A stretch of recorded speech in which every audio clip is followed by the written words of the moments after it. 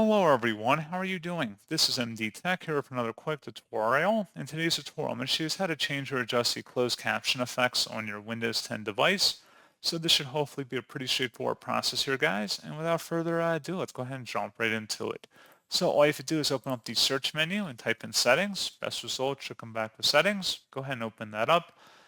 Scrolling down here, select the ease of access tile.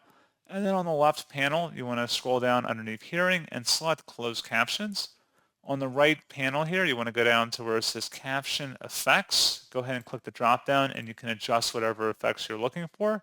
And it'll update a little preview window there. If you like any of these particular options, you can. And that's pretty much it. So as always, thank you for watching this brief tutorial. I do hope that I was able to help you out, and I do look forward to catching you all in the next tutorial. Goodbye.